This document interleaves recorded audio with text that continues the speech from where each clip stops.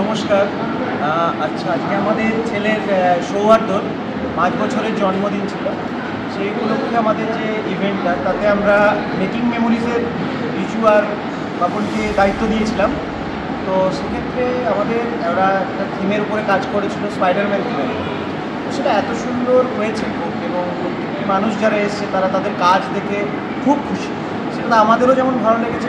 সেক্ষেত্রে আমরা যেহেতু ওদের উপরে আস্থা রেখেছিলাম, ওরা কিন্তু সেই আস্থার পুরো মর্যাদা রেখেছে। খুব সুন্দরভাবে স্পাইডারম্যান থিমের উপরে কাজ করেছিল।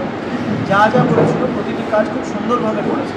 সেখানে ম্যাজিক শো হোক বা ট্যাটু বানানো হোক, বা যে যে জায়গায় যে ছবিটা বা যে বেলুনটা দেওয়ার কথা, যেমনভাবে যেটা ওরা আমাদের কাছে কমিটমেন্ট করেছিল সেটা তারা ফুলফিল করেছে, এবং কাজ খুবই সুন্দর লেগেছে। এবং আগামী দিনে আমি তো আমার আমার ভাগ্নের যে বইতে আছে তাতেও ওদেরকেই করার প্ল্যান অলরেডি করে নিয়েছি।